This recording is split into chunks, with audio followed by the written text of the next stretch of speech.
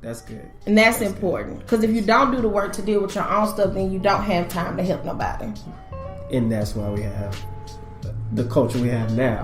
Because everyone's trying to get better, do better, get more money, things like that. Themselves, they don't have time to see how you're doing. Okay. So, just in a nutshell here, what do you seek to gain from Mental Health Mondays? Where do you see that going? What do I seek to gain? I don't know that I seek to gain anything in particular. I really think that day that I described earlier,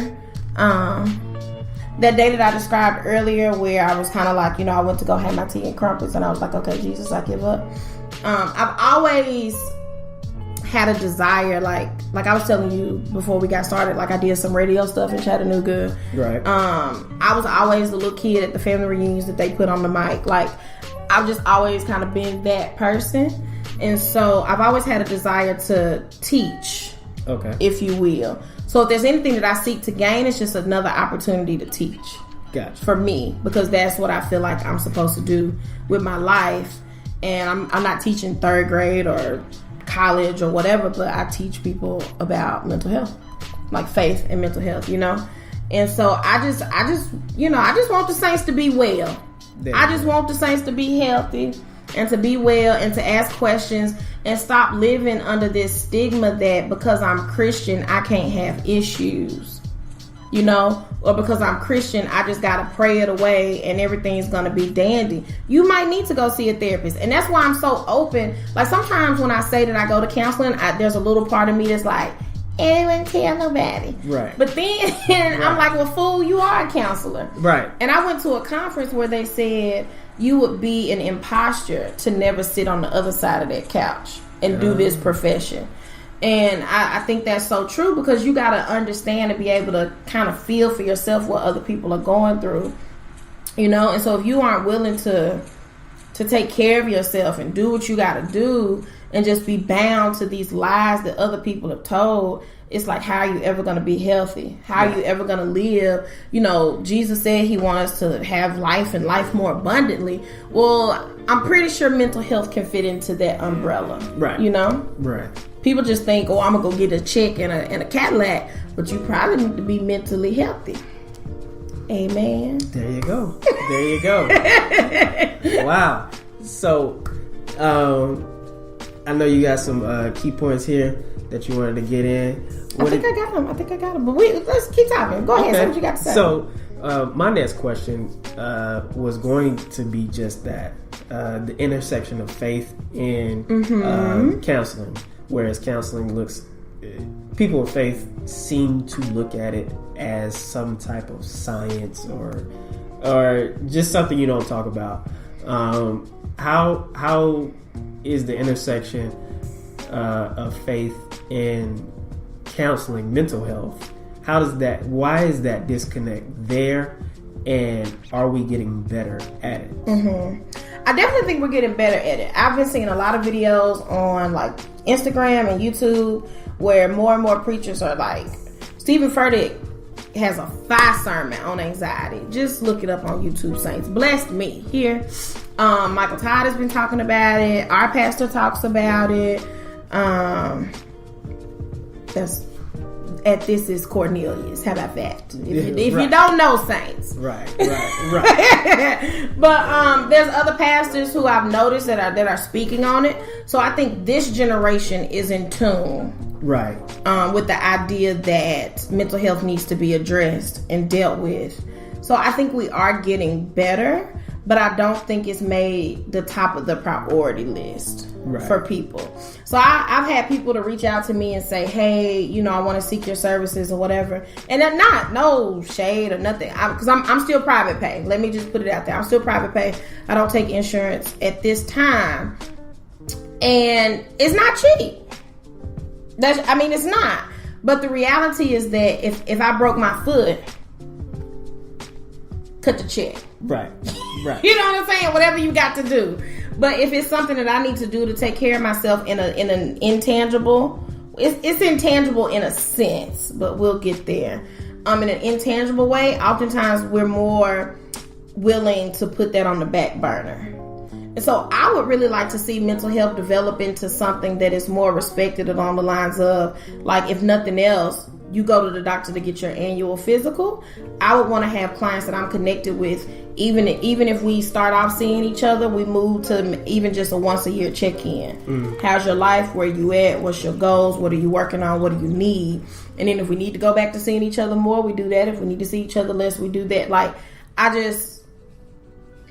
think we're getting there, but we got a long way to go, you know? And the reason why I said the whole, like, it being like an intangible thing is because you can't see it, but you live the results of it. Right. And that's the part that we got to bring to the forefront of our minds. I can't see my mental health, but the life that I live is a direct reflection of the thoughts that I think.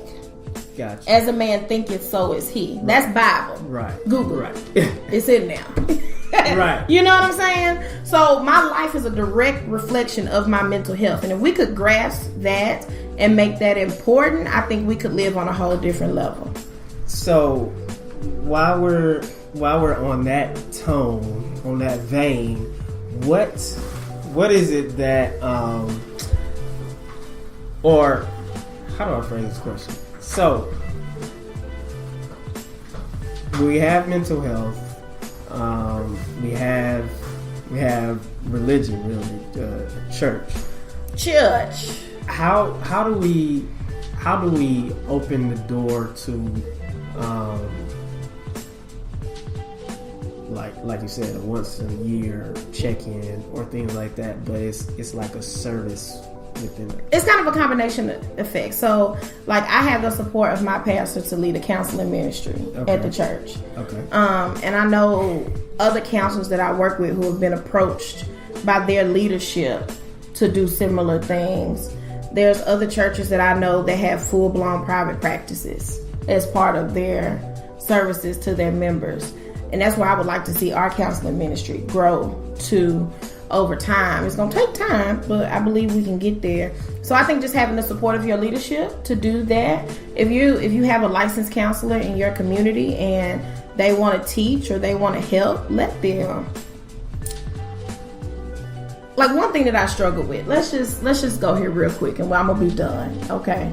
Well, not done, but you know what I'm saying. Right. One thing that I struggle with is I think in Revelations it is, the Bible talks about becoming, people will become lovers of themselves. Right. Right. And then in the mental health world right now, wellness, self-care, self-love, self-esteem, like all these self things have become really big. And I think that's what has caused a lot of taboo in the church. Right. Because it's like, okay, well, the Bible is telling us not to be lovers of ourselves, but then the world or, these psychiatrists or doctors or whatever are telling us that we need self-care. And I've really had to work through some things to reconcile in my mind, what does that mean? Right. Like, how do you put all of that together? And what I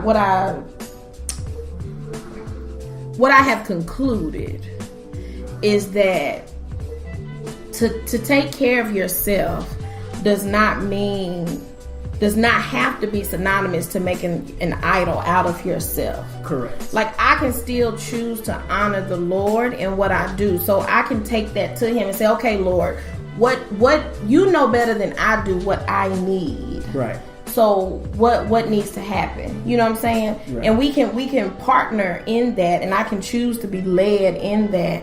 But, people ain't saying that on a lot of these big stages out here. They just saying, do whatever you want to do what makes you happy, do what makes you feel good, but you still got to do something to take care of yourself. Right. Whether you love Jesus or not. So I think having the support of your leaders and being around and recognizing for the leaders to recognize that if you have a Christian counselor, like, I'm not trying to deter people from the Lord, I'm really trying to lead them to the Lord, because I have seen, I've been doing this 5 years, and I have seen clients who love Jesus, and I'm not saying the ones who don't get healed, healthy, and whole. I'm not saying that they don't, because, I don't work primarily in a Christian environment, but privately, I'm a, Christian counselor. But I have seen people who love the Lord come in there with issues, and it is amazing. Like, that healing process looks totally different. Wow. And they may do some of the same stuff, but I've watched it like with my own eyes. It's fine now. The Lord will help you. Yeah. He'll be with you, Channing. He'll help you if you want. What you know about it? What I do, podcasting, things like that. What I want to do with this podcast is centered around people who just need that extra push. I envision the perfect listener is the person who needs that extra push, that they hear people say, well, you're really good at this. Why don't you do this? And they're unfulfilled in their lives and what they're doing right now. And they're trying to figure a way out. They might know it consciously, but they just don't have enough courage to go out there and say, you know what, I want to pull the trigger and actually, bake that cake or start that business or things like that. But they need that extra push. How does that mentally play into the gap between the doers and the people that just remain the same? It's all about choice. It's all about choice. God gave us a powerful ability, and that is the ability to choose. And so every day I get the opportunity to choose, how that day is going to go. And as a believer, my responsibility, or really my choice, would be to choose Jesus. So I can do whatever I want to do. Right. You know what I'm saying? I'm grown. I don't live with my mama and them. I ain't got no boo thing. I can do whatever I want to do. Right. So I get the opportunity to choose Jesus in whatever it is that I do. And so I think that what holds people in this like holding space of being uncomfortable with their life and what they want to do, it boils down to their choices. Now, what influences your choices is the next layer to that question. Because a lot of times it's fear, it's the anxiety, it's the depression. Anxiety and depression are like twins, and they work really well together. Push to step out. Yes, honey. People need a push now. There you go. And here's the thing. It's a lot of stuff on the internet telling people to just go, do. Right. You got to sit somewhere for yourself and figure out what makes sense for your life, right, and what Jesus would have you to do, and do that. And acknowledge whatever fears and misbeliefs, lies, whatever are trying to keep you from that. You can't just come on the internet and say, well, such and so, is a fashion blogger, so I'm going to be a fashion blogger. Or right, such and so said they made money doing this, so I'm going to make money doing that. People come up to me all the time and be like, oh, girl, you should do such and such. You should do this. And I'm like, I appreciate your support. That ain't really what it is. You know what I'm saying? So in what I believe that I'm supposed to be doing, what am I allowing to hold me back? So that goes back to your question about how do we pull back the layers of distortion, right? Mm-hmm. If something is holding you back, there's a distorted thought attached to the why. Right. And you got to be big and bold enough to acknowledge what that is, instead of getting stuck in the frustration of saying, well, I don't have this way out here. Right. Right. Does that make sense? Yeah, absolutely. Does that make sense, y'all? Am I making sense?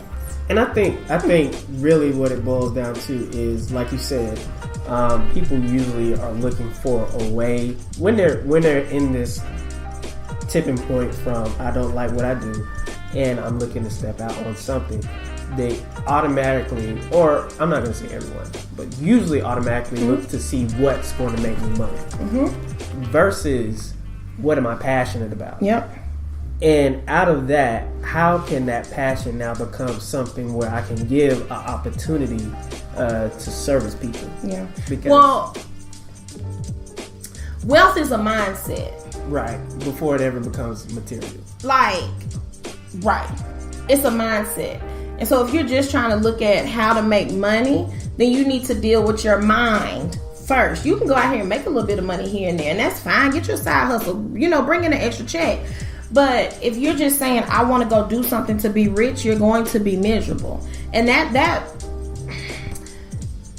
that's factual. And it just messes up. So I get so frustrated because it messes up so many people's lives. Like, quit trying to be the Joneses. Let them live, honey, and figure out what makes sense for your life. If you have been called or you feel led to work in corporate America, do that and do it well. And manage your finances well. Deal with your mindset. Wealth will come. Like, I can't even imagine at this point, knowing what I know now about my life and about Jesus and about what I'm supposed to do. I cannot imagine having walked away from counseling when I didn't like it. Mm. And I'm not telling somebody to stay miserable forever, but I am telling people that sometimes you got to work through that stuff. Right. You know, like, you can't just run to what looks good and say, well, I'm going to make a whole bunch of money doing this. If that ain't your gift, if that ain't your lane, you're never going to succeed. You may succeed in the short term. Be a one-hit wonder if you want to. You know? Right. But I don't know that one-hit wonder is sustainable when you think about the long haul of your life and the purpose that you could actually have. Purpose is not a stage and a microphone. Exactly. It's not. Exactly. Purpose, there's a scripture in the Bible. How did we get here, Channing? But it essentially says that our purpose is yet to be revealed. I talked about it in one of my previous Mental Health Mondays, but that's fine. We're here now. Right, okay? Right. And it talks about your purpose being yet to be revealed. And what that spoke to my heart is the fact is that whatever we do on this earth is not about the thing that we actually did. It's about what it worked in our hearts along the way. Right. So there's no need, amen. There's no need for a counselor in heaven. Right. Jesus doesn't need me to have a couch in an office and take notes, and I don't need to do that. Right. But there's something that's supposed to happen in my heart. Right. While I'm in this role of a counselor and using it to teach and work through some stuff with people that have been assigned, you know, that I come in contact with, there's something in my heart that has to meet Jesus in eternity. Right. And he's going to use this purpose to get me there. And we got to stop looking at purpose as a golden biscuit. Like, this ain't Willy Wonka and the Chocolate Factory. Can you tell you've pinched a nerve? Right. This ain't Willy Wonka and the Chocolate Factory where you get a golden ticket. This is my heart meeting Jesus on Judgment Day. Right. So thank God I didn't run out on counseling when I was miserable, because there's something in my heart that he needed to work. And he, you know, he's just so good. He didn't let me run. Amen, somebody. And sometimes while we hear saints, he may be holding you in a space because there's something he wants to work in your heart. And you're going to have to stay there. You're going to have to stay there, and you're going to have to figure it out and work through that thing to get where you're supposed to be going. Amen. Because I don't want to get to heaven and miss it. And to go back to how we're going. No, this is all a part of it. How do we get there is the simple point of the whole synopsis. So I wanted to end it there, where we see when you go after things because of money, ultimately it can spiral into the depression, the suicidal thoughts. Absolutely. When it doesn't work out, and if you've put everything into it without seeking the right advice, or to see, or to pull back the layers of distortion for your life to see what's best for you, then you can be led down the road to where you're closed off to yourself when things aren't working well, that can lead you into a place of harm. And then you shame because you done lied on Jesus. Talking about some, you know, quit putting his name on stuff that he ain't never said to do. Just stop. Everybody just stop. And just, you know what I'm saying? Like, we're gonna have to talk about this another day. We're gonna have to dig deeper into this one because you pinched a nerve. Oh, well, Amen. There you go. We're here. There you go. But you got to be honest with somebody. And so as a believer, the first person to be honest with is the Lord. And then next, it is a friend, it is a counselor, it is a family member, it is somebody with whom you trust, and that you're not afraid to be vulnerable with. Right. And so I think out of everything that we said, because I know we're closing up, your mental health is important. Your faith is important. Jesus cares about them both. And he can use them both to bring you into the place where you're supposed to be. But we have to be open to that process and not be so ashamed and guilty for what we feel and think. He's already aware of it. So now we just got to take some reins and some responsibility and do what we got to do to get to where we're supposed to be. or where we can be. I won't even say supposed to be, to where we can be. Wellness is a journey. Amen. That's what my brother always says at Blake JS. There you Wellness is a journey. There you go. Get on the journey, saints. This has been so fun. Absolutely. I've enjoyed every minute of it. So, just in practical terms, somebody said more money, more problems. hey, you better believe it. Instagram about to shut us down. Real quick, how can people, if they need to talk to someone, what hotlines or anything they can? Yes, so the National Suicide Hotline, you can Google it, of course, but the number is 1-800-273-8255. If you have any questions for me, you can just hit my DMs, or you can email me at info@imaginationbeautiful.com. And for the podcast people, you can follow me on Instagram at BKingLive. There you go. And hit up my man at that man Channing. Thank you. Absolutely. This has been good. Absolutely. We just want to help the people. That's where we at. And again, the whole premise for the people that's listening to the podcast world, real quick, the synopsis of the show, the whole reason for the show is to find people who are doing famous things for their community and for the culture who just might not be known. That's the whole point of it. I thank you guys so much for listening in for this edition of Famously Unfamous and Mental Health Mondays with my girl BK. Any last words? I love y'all. It's been real. There you go. Peace, love, and blessings. And we are out of here. God bless. Peace.